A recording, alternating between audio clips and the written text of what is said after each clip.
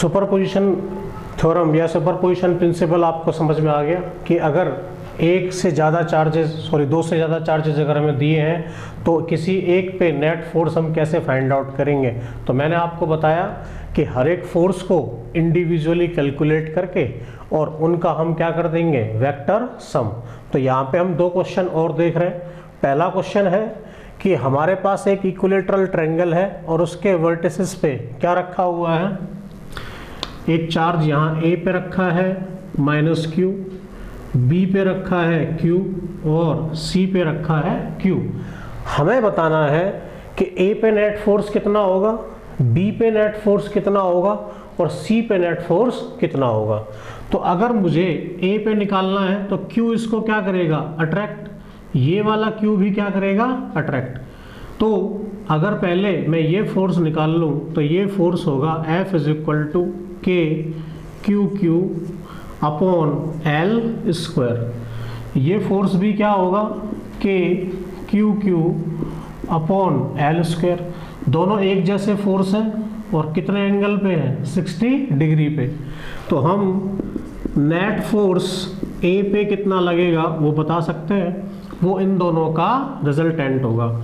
अगर 60 degree angle है तो हम डायरेक्ट रिजल्टेंट निकाल सकते हैं, कैसे, F² प्लस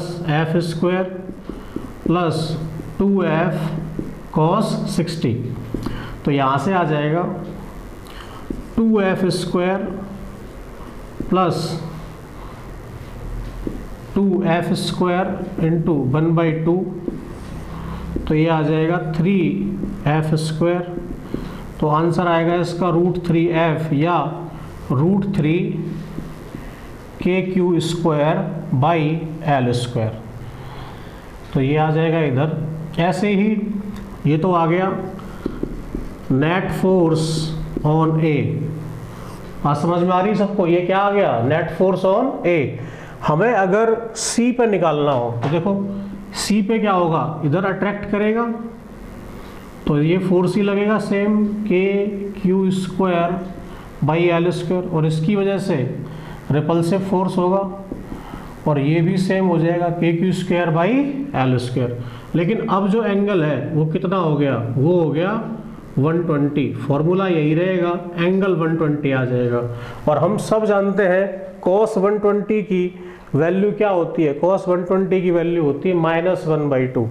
तो जब हम यहाँ रिजल्टेंट निकालेंगे तो वो आएगा F net on C =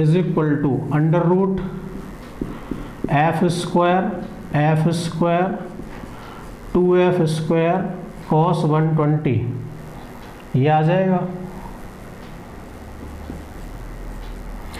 और cos 120 की वैल्यू मैंने आपको बता दी, तो F² प्लस 2F² -1/2, 2 से 2 कट जाएगा तो F² plus F² minus F², एक F² से F², तो नेट फोर्स क्या आ जाएगा, KQ²/L²। तो ये क्वेश्चन समझ में आ गया सबको, ठीक है। तो ये क्लियर हो गया। नेक्स्ट ये वाला क्वेश्चन भी देख लेते हैं। इसमें हमें तीन चार्जेस दिए हुए हैं, 5 माइक्रोकूलम, 10 माइक्रोकूलम, -10 माइक्रोकूलम।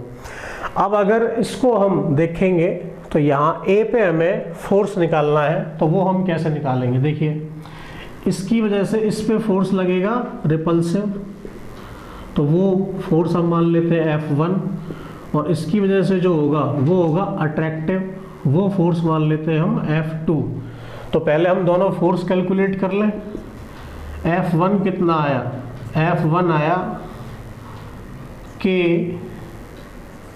5 माइक्रोकूलम और ये हो गया 10 माइक्रोकूलम अपॉन डिस्टेंस है 5 सेंटीमीटर, तो 5 × 10⁻⁻² का स्क्वायर। तो और K की वैल्यू कितनी, 9 × 10⁻⁹, 5 × 10⁻⁻6, 10 × 10⁻⁻6, 5 × 10⁻² का होल स्क्वायर। इसको सॉल्व करेंगे तो 9 5 जा 45 और ये आ जाएगा -6 -6 -12 -3 और 10, ये हो जाएगा -2। इसको सॉल्व करेंगे तो ये आएगा 25 इंटू 10⁻⁻4। इसको हम फर्दर सॉल्व कर लेंगे तो ये आ जाएगा आपका 9/5 इंटू 10⁻²। इसको सॉल्व करेंगे तो ये आएगा 5 1 जा 5, 5 8 जा 100,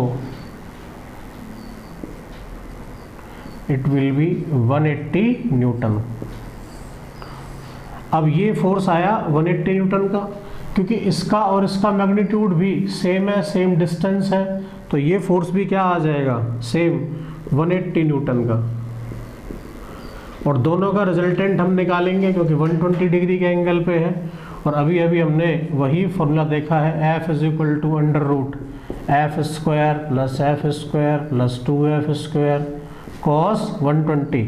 और cos 120 होता कितना है, मैंने अभी बताया था आपको, cos 120 होगा -1/2, 2 से 2 कट जाएगा और ये माइनस आ जाएगा, तो f² + f² - f², तो ये क्या हो जाएगा, F के बराबर। तो नेट फोर्स जो आया वो नेट फोर्स आ गया F मतलब 180 न्यूटन। व्हाट इट और नॉट। अगर हमें ये कहा जाए कि इसकी डायरेक्शन और निकालो, क्या निकालो, डायरेक्शन, तो डायरेक्शन निकालने के लिए, क्योंकि दोनों फोर्स एक जैसे हैं, तो इससे इधर पे, ठीक है, मतलब आधा इधर आधा इधर, तो इस डायरेक्शन में लगेगा नेट फोर्स। ये समझ में आ गया आपको, ठीक है। तो मैग्नीट्यूड आएगा 180 न्यूटन और डायरेक्शन आपकी ये आ जाएगी। क्यों, क्योंकि दोनों फोर्सेस सेम हैं, तो दोनों फोर्सेस का जो रिजल्टेंट होगा वो उनके मिड में लाई करेगा। तो दोनों के बीच एंगल कितना बन रहा है, एंगल बन रहा है 120, तो हर एक से वो 60 बनाते हुए रिजल्टेंट शो करेगा, ठीक है। Thank you.